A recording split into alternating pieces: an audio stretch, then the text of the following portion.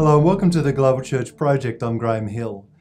Farsijana is the Director of the Centre for Research and Community Development at Duta Wacana Christian University in Yogyakarta. She and her husband Bernie spent a lot of time working together with Christians and Muslims to build a just society. In the 1990s, they built a home in an all-Muslim neighbourhood. This home has become a centre for community outreach and hospitality. At any given time, they share their home with people of both Muslim and Christian faith. Their house also serves as a centre for the Indonesian Women's Coalition, which Farsijana leads, empowering women and serving the victims of natural disasters. James Bartle is an Australian who lives in Indonesia with his family.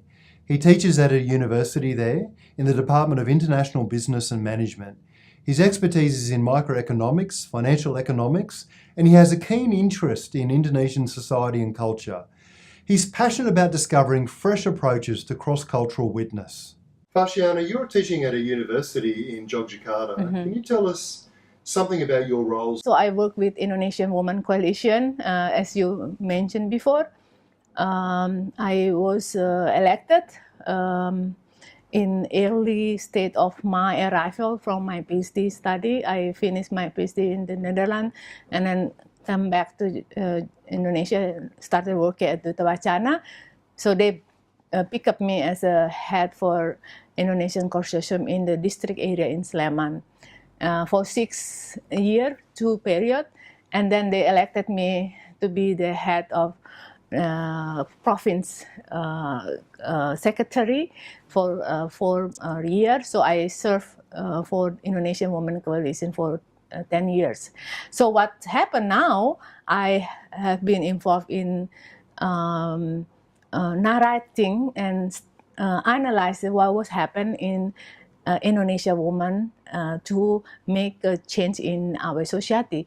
So through the project funded by Notre Dame University in the USA, now I got a grant to write all the story, and I brought 3 of my PhD students from UN Sunan Kalijaga Muhammadiyah University and 1 candidate PhD from Percik, which is the NGO in Salatiga, working together with a professor from Wake Forest University to write a book on Indonesian Women Coalition.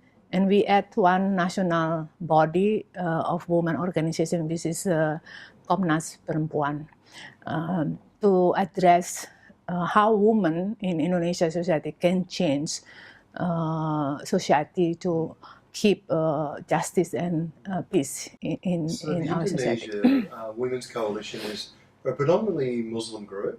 Yes. But it's about the empowerment of women and girls and helping seek justice and their place in society.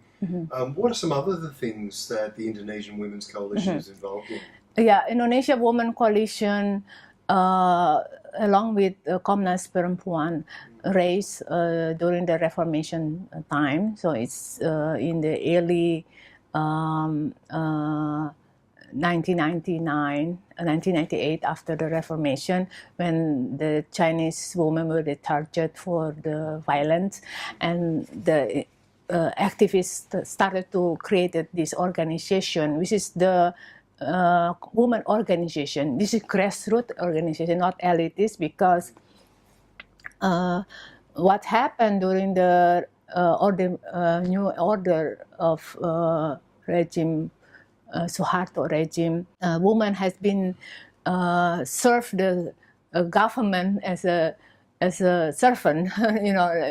A woman was not put, according to Indonesian woman understanding now, was not put in the right place for also taking leadership in the society.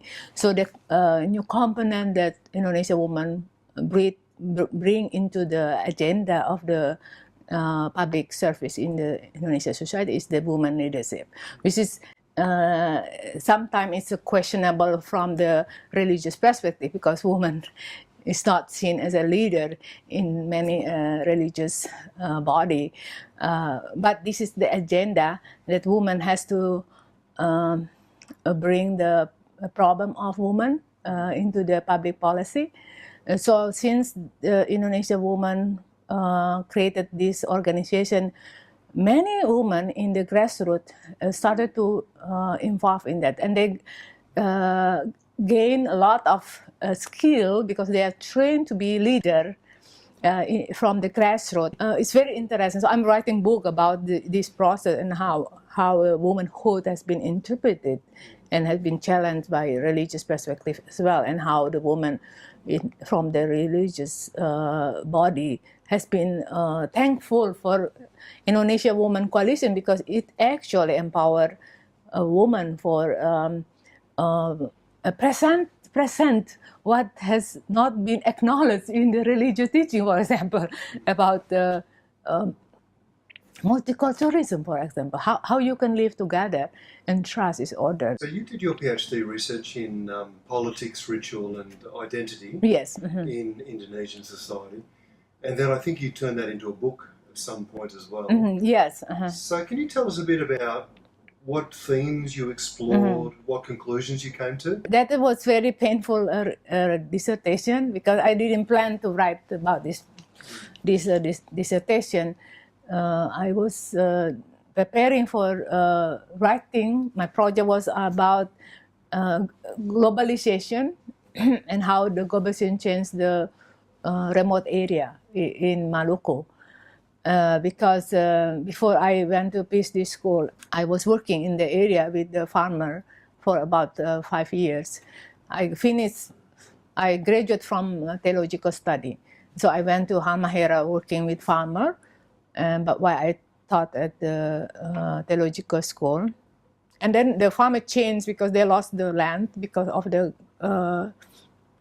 new factory, new center government make a policy for bringing Indonesian economy from the west to be moved to eastern Indonesia for social justice issue.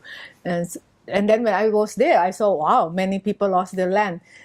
I decided to study again, but I didn't want to study theology mainly because the problem that I saw was different. And I decided to go to Salatiga, which is the Duta Wacana Christian University, because they have the best developmental study. At the time, it was a very rhetoric Professor Arif Budiman and Arya Herianto, George Adis Chondro. So I went there and I studied with them, developmental study and society and religion.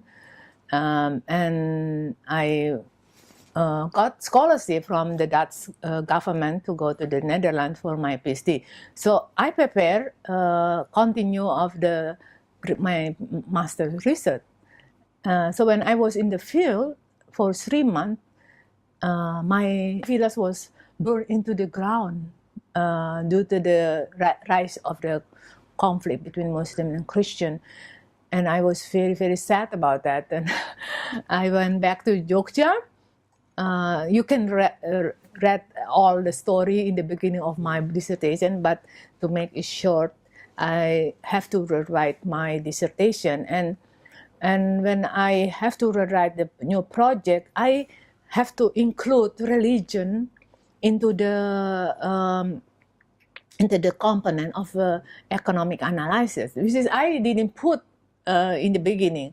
Even I have a theological background, but I was trained in the Netherlands, so I thought that maybe it was not something that important. And then when the conflict happened, I have to put the religious factor into the analysis and rewrite my dissertation. And when I had to write, I have to think about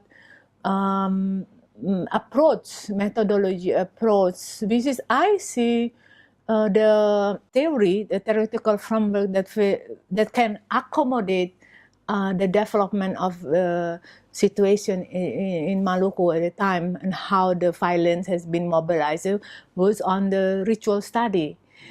Because ritual, as I was trained as an anthropology, and so how the ritual in the wedding, for example, has give opportunity for the two family renegotiate what they didn't agree and make wedding of their children to go very well. And so it gives me a new idea about, okay, actually ritual can be modified, which in anthropology is not seen as that. It's seen only as a ceremony. So my contribution in the study is about how ritual actually can be modified, and it's related with how the ancestor memory and practice has been acknowledged by the people, and people celebrate that ritual can be used when there is no agreement, and and it become a turning point into the violence if that necessary. People play on that, and you can see now how the ritual used in symbolic language, like religious language, for example, for mobilizing people. So my contribution in the anthropology study on ritual is bigger than just religious symbolism. James Bartle, what brought you to Indonesia initially? So for 13 years I worked for a bank, Yeah. and then I started off in academia as a banking professor. And my university hired me out to an Indonesian bank. So I first came working in Indonesian banking system and kept being asked to come back. And of course, when you start coming back, you start attending a church. Yeah. And when you start attending a church, you start making contacts and networks and so on. And shortly after that, I was asked to become the regional director for a small Bible agency, which kept bringing me back again and again and again. So I've fallen in love with the country, and I live here now. And how are you exploring ministry in the context of Indonesia? Well, it's quite interesting because when I was visiting here, I was bringing mission teams with me, people along with me, and really it started off with hands-on type approach. And after a while, I started questioning myself, saying, am I doing the right thing here, or am I just causing a problem? So I actually did theological studies, so ended up doing a PhD in contextual theology. And yes, I've made mistakes. I realise that now. But some of the stuff that was intuitive to me, fortunately, was not counterintuitive to the people I was working with. So I have family that are Muslim. I have family that are Hindu, Buddhist. I've got the complete works, really. And what fascinates me is that when I talk to people of another faith, they often use the same language as I use. And this has started to make me think is, how do we approach that? So I'm talking to a young lady online at the moment who said, my God can do the impossible. Now I can say that too, but what does that mean to her? And how do I use that to actually get her to investigate who God is? Yeah. So that really fascinates me. You're planning on writing a book together, I think. So can you tell us something about the book? One of the things that it is a dialogue. And it starts off with the understanding that that a lot of mission in Indonesia is about us and them, when it really should be just about us. And when I mean about us, it means all of Indonesia. So the book is, it's one of those moving titles, but I think we're pretty close to saying it's all about a new paradigm of mission in a multi-ethnic, multi-race, multi-religion Indonesia. So what does that mean? Not just for Christians, but for Muslims, for people who have used the indigenous faith in Indonesia. What does that actually mean to them? Yeah, actually we already decided to have 9 chapter. So the first one we started with Mission of Christ. So we really want to see the mission of Christ as a starting point to dialogue with the local people, because we can explore how the understanding of mission of Christ has been also understood by other people. And we see Indonesian landscape for a mission. So Indonesian landscape, as James has addressed, the multiculturalism, tradition and practices are the source of the mission. for understanding mission of Christ, and we move to how building a just and peaceful society, and it's looking for understanding in the historical perspective how the effort of justice and peace has been very central in Indonesian society, and how the church, Christian, working together in order to build just and peace issue due to the uniqueness of Indonesian context.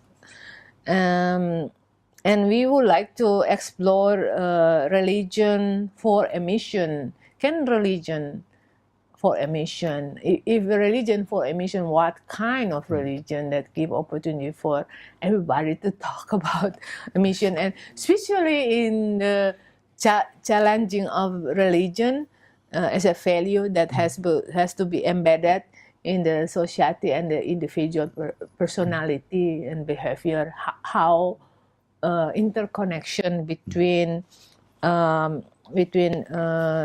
religion as an individual and community work together to serve a mission. One of the things that we're doing is we're actually creating dialogues with different stakeholders, which includes people who are senior in the Muslim community. So we're not wanting to tell them what to do, but we want to hear from them. You know, what is it that they understand about what we think? So we're going to have forums where we do research where we actually present topics, and one of the topics, for instance, is branding.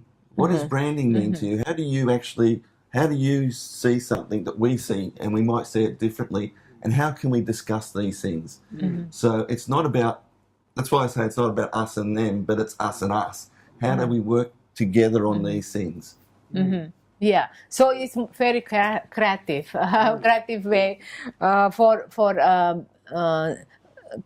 dig out the nuance of the problem, the solution that people have been working, because all religion has a mission. So what kind of mission that's actually? And will it mostly be for an Indonesian audience or for a global audience, you think? I think it's going to be in English, so it's. Well, we're planning on English first, but Indonesian translation as well. But I think one of those things is what we want people to do is to think, not parrot, but to think. So we're hoping that it'll promote people to think. So that's global. You know, when you go into your own mission field, there are, it's not us and them, but there's people there, and they might be thinking things that you don't understand. You need to ask them. Their religion can teach you things as well. Now, the faithfulness of many Muslim people sometimes humbles me because their faith seems to be bigger than mine. What makes it happen that way? That's why we keep coming back to a big theme of dialogue. We want to talk with them. We want to hear what they think. We want to see how they can help us. And a little story is that a couple of days ago there was an earthquake in one part of Indonesia and the church fell down. And who came and set the church back up? A set of Muslim people, lovely people came. Why did they do that? You know, it's not us and them. They saw it as us and us. And that's the sort of thing that we want to promote, a new paradigm where we work together for justice, for peace, for helping each other. Each chapter can be presented in workshop, the core of that. So it's a part of how we're producing the book. So each chapter is going to have a workshop as part of the research effort. So we'll get Pesantren people in from the Muslim community, different stakeholders, and get them to talk about it. So what are your thoughts about how we might open up a dialogue between Christians and Muslims? What I understand as a dialogue is the bringing the opportunity for Muslim and Christian work directly to address what the concern happen in the society. So I have worked with Indonesia Women Coalition. Now I at the business faculty has created Center for Development and Social Transformation, which is give opportunity for us to work directly with microfinance organization that we facilitated.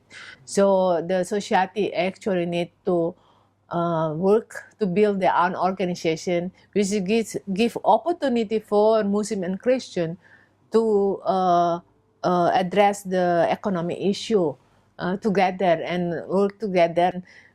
Just recently at UKDW, we I put the seminar under the pastor of the university on the theme of practice of education of interreligious in Indonesia and Duta Wacana, which we reflect on how practice of interreligious education is carried out through the civil society and then carried out in the university and in the pesantren.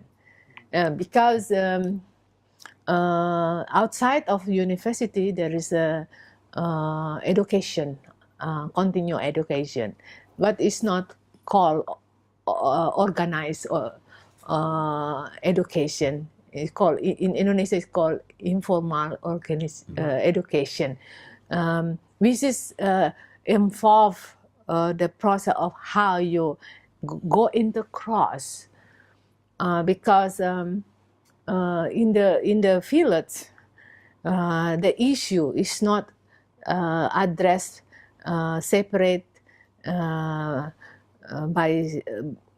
by separate person, but you have to bring together. So it's a different. It's a different way. Yes. It's a different way, and when we saw all the stakeholders, with the own budget, and they address the issue like this is the issue of health from the health department, from the cooperation department. But come to the village, you address the family with this kind of issue, which is overlapping. So, and this give opportunity for the people to dialogue, because they have to come together to work together as people of religion to address a particular need. For example, the quality of production. To get permission from government, they have to have a good kitchen, water, so they can also provide the good production for the family, not only for the purpose of selling the product. So when you talk about good quality of the quality assurance of the product for the family, also is you talk about the value of the religion that actually inspire you to keep faithful, carry into the process of providing the quality of the life. So that discussion came out as a religion person.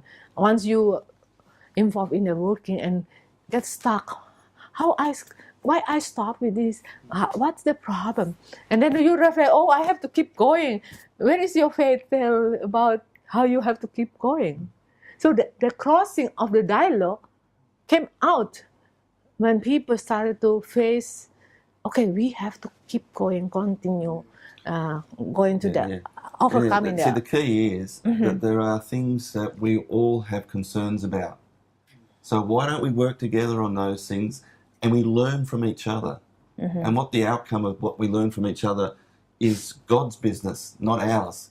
You know, we're just faithful in being with those people. We're dialoguing with them. And what role do retreats play? And when we did the retreat, people question, have we free by religion?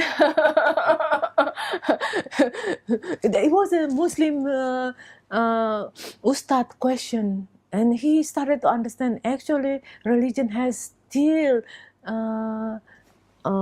grab us, because we are trapped by by the language that we didn't understand actually the meaning of that. So some of the participants say that putting the kemerdekaan, the independent, into the retreat, it was a very, very good way to challenge religion, because religions actually is the is the challenge, hambatan, is the problem for getting the freedom. It was some reflection come out, and also in the reflection they can see how God used nature and the life of our society, ourselves, to be free, because it was happened. The retreat was done in the forest, and we learned from the thick leaf, how the thick leaf become old, but it has a beauty, and it's and the facilitator took that leaf and say, "Can you see yourself within the leaf structure?"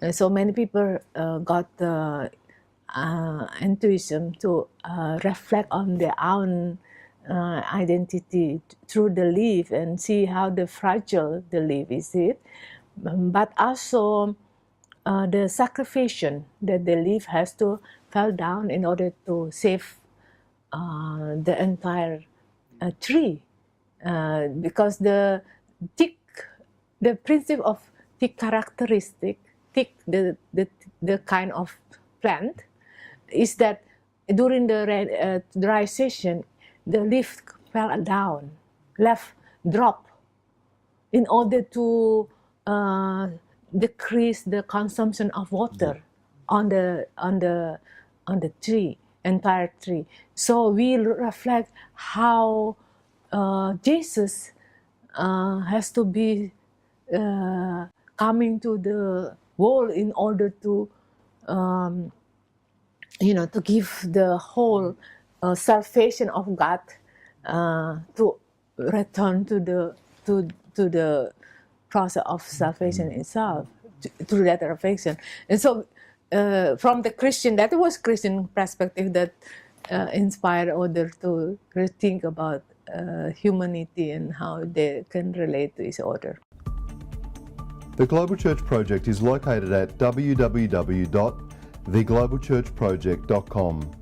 On our website you'll find a wide range of interviews and resources for colleges, universities and churches. I look forward to your company next time. From me, goodbye.